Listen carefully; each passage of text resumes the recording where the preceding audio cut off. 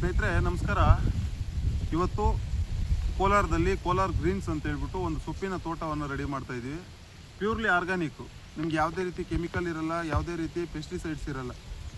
ಒಳ್ಳೆ ಹಳೆಯ ಪದ್ಧತಿ ಏನಿವತ್ತು ನಾವು ಒಂದು 20-25 ವರ್ಷದಿಂದ ಬೆಳೀತಾ ಇದ್ವೋ, ಕೊಟ್ಟಿಗೆ ಗೊಬ್ಬರ ಹಾಕಿ ಮತ್ತು ಹಸು ಸಗಣಿ ಮತ್ತು ಗಂಜಲ ಮತ್ತು ಬೆಲ್ಲ ಇದನ್ನೆಲ್ಲ ಹಾಕಿ ಜೀವಾಮೃತ ಒಂದು ಕಡೆ ಮಾಡಿಕೊಂಡು ಒಂದು ಕಡೆ ಎಲ್ಲ ಥರದ ಒಂದು 10 ಬಗೆಯ ಸೊಪ್ಪುಗಳು, ಏನು ಕಾನಕ್ಕೆ ಸೊಪ್ಪು ಆಗ್ಬೋದು, ಬೇವಿನ ಸೊಪ್ಪು ಆಗ್ಬೋದು, ಹೊಂಗೆ ಸೊಪ್ಪು ಆಗ್ಬೋದು, ಎಲ್ಲ ಥರ ಬಗೆಯ ಒಂದು 10 ಥರ ಸೊಪ್ಪು ಒಂದು ಡ್ರಮ್ಮಲ್ಲಿ ಹಾಕಿ ಅದಕ್ಕೆ ಗಂಜಲ ಹಾಕಿ ಕೊಳಿಸಿ ಅದನ್ನು ಸ್ಪ್ರೇ ಮುಖಾಂತರ ಮಾಡಿ ನ್ಯಾನೋ ಟೆಕ್ನಾಲಜಿನಲ್ಲಿ ಬೆಳೀತಾ ಇದ್ದೀವಿ.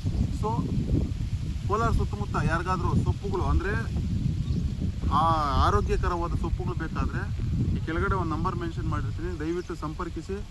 ಪ್ರತಿಯೊಂದು ವೀಡಿಯೋನೂ ನಾನು ಎಲ್ಲನೂ ಪೂರ್ತಿ ಇದರಲ್ಲಿ ಹೇಳೋಕ್ಕಾಗಲ್ಲ. ಪ್ರತಿಯೊಂದು ವೀಡಿಯೋನೂ ಕೋಲಾರ ಗ್ರೀನ್ಸ್ ಅನ್ನೋ ಯೂಟ್ಯೂಬ್ ಚಾನಲಲ್ಲಿ ಹಾಕಿದ್ದೀನಿ, ಸೊಪ್ಪಿನ ತೋಟ ಅಂತ ಹೇಳ್ಬಿಟ್ಟು. ಕೋಲಾರ ಗ್ರೀನ್ಸ್ ಸೊಪ್ಪಿನ ತೋಟ ಅಂತ ಹೇಳ್ಬಿಟ್ಟು ಅದು ಕೆಳಗಡೆ ಮೆನ್ಷನ್ ಮಾಡಿರ್ತೀನಿ. ಆ ಒಂದು ಯೂಟ್ಯೂಬ್ ಚಾನಲಲ್ಲಿ ಹೋಗಿ ನೀವು ನೋಡ್ಬೋದು ನಾವು ಯಾವ ರೀತಿ ಯಾವ ಪದ್ಧತಿನಲ್ಲಿ ಮಾಡ್ತಾ ಇದ್ದೀವಿ ಅಂತ ಹೇಳ್ಬಿಟ್ಟು. ಒಂದು ಒಳ್ಳೆ ಉತ್ತಮವಾದ ಆರೋಗ್ಯ ಅಂತ ಹೇಳ್ಬೋದು. ಇವತ್ತು ಎಲ್ಲರ ಹತ್ರನೂ ದುಡ್ಡಿದೆ, ಎಲ್ಲರ ಹತ್ರನೂ ಇದಿಲ್ಲ, ಏನು ಹೇಳಿ, ಆರೋಗ್ಯ ಇಲ್ಲ. ಸೊ ಆ ಒಂದು ನಿಟ್ಟಿನಲ್ಲಿ ಈ ಒಂದು ತೋಟ ನಮ್ಮ ಹಿಂಭಾಗದಲ್ಲಿ ನೋಡ್ಬೋದು, ಆಲ್ರೆಡಿ ಸ್ಟಾರ್ಟ್ ಆಗಿದೆ.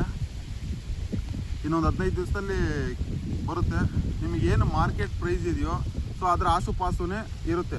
ಅಂದರೆ ಮಾರ್ಕೆಟಲ್ಲಿ ಒಂದು ಸಲ ಹೈಕ್ ಆಗುತ್ತೆ, ಒಂದು ಸಲ ಡೌನ್ ಆಗುತ್ತೆ. ಸೊ ನಮ್ಮ ಹತ್ರ ಆ ಥರ ಇರಲ್ಲ, ಒಂದೇ ಲೆವೆಲಲ್ಲಿ ಇರುತ್ತೆ. ಒಂದು ಒಳ್ಳೆ ಉತ್ತಮವಾದ ಬೆಲೆ ಕೊಡ್ತೀವಿ. ಪ್ಯೂರ್ಲಿ ಆರ್ಗ್ಯಾನಿಕ್, ನೀವು ಊಹೆನೇ ಮಾಡಿರಬಾರ್ದು ಆ ಥರ ಪ್ಯೂರ್ಲಿ ಆರ್ಗ್ಯಾನಿಕ್, ಎಲ್ಲ ಕೈಯಲ್ಲಿ ಮಾಡೋದು. ನೋಡಿ ಒಂದ್ಸರಿ ವಿಸಿಟ್ ಮಾಡಿ, ತೋಟನ ತೊಗೊಂಡೋಗ್ಬೋದು.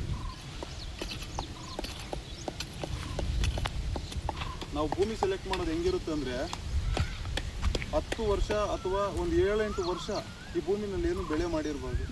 ಏಕೆಂತಂದರೆ ಇವಾಗ ಹೊಡಿತಾ ಇರ್ತಕ್ಕಂಥ ಪೆಸ್ಟಿಸೈಡ್ಸು ಮತ್ತು ಯೂರಿಯಾಗಳಿಂದ ಎಲ್ಲ ಕೆಟ್ಟು ಎಲ್ಲ ಇದಾಗ್ಬಿಟ್ಟಿದೆ, ಕೆಟ್ಟೋಗಿದೆ ಭೂಮಿ. ಸೊ ಅದರಿಂದ ನಮ್ಮ ಭೂಮಿ ಏನು ನಾವು ಸೆಲೆಕ್ಟ್ ಮಾಡ್ತಾ ಇದ್ದೀವಿ ಸೊಪ್ಪಿನ ತೋಟಗಳಿಗೋಸ್ಕರ, ಆ ಸೊಪ್ಪಿನ ತೋಟದ ಭೂಮಿ ಒಂದು 7-8 ವರ್ಷ ಹಳೇದಾಗಿರಬೇಕು. ಅದರಲ್ಲಿ ಉಳುಮೆ ಮಾಡಿರ್ಬಾರ್ದು, ಅದರಲ್ಲಿ ಏನು ಬಿತ್ತನೆ ಮಾಡಿರ್ಬಾರ್ದು.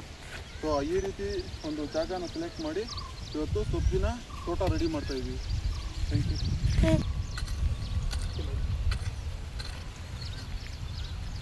ಯಾವುದೇ ಒಂದು ತೋಟದಲ್ಲಿ ಅಂದರೆ ರೈತರು ಮಾಡ್ತಕ್ಕಂಥ ತೋಟದಲ್ಲಿ ಹುಳ ಬಿದ್ದಿರಬೇಕು. ಯಾಕೆಂದರೆ ಹುಳ ತಿನ್ನೋಕ್ಕೆ ಯೋಗ್ಯತೆ ಇದೆ ಅಂದರೆ ಮನುಷ್ಯನು ತಿನ್ನೋಕ್ಕೆ ಯೋಗ್ಯವಾಗಿರ್ತದೆ ಅಂತ ಹೇಳ್ಬಿಟ್ಟು.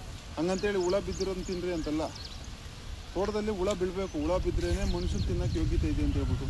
ಹಿಂದಿನ ಕಾಲದಲ್ಲಿ ನೀವು ನೋಡ್ಬೋದು, ಮನೆಯಲ್ಲಿರ್ತಕ್ಕಂಥ ಅಕ್ಕಿ ಡಬ್ಬ, ಹಸಿಟ್ಟು ಡಬ್ಬದಲ್ಲಿ ಹುಳ ಬೀಳ್ತಾಯಿತ್ತು, ಅಕ್ಕಿನಲ್ಲೆಲ್ಲ ಗೂಡು ಕಟ್ಕೊಳ್ತಾ ಇತ್ತು.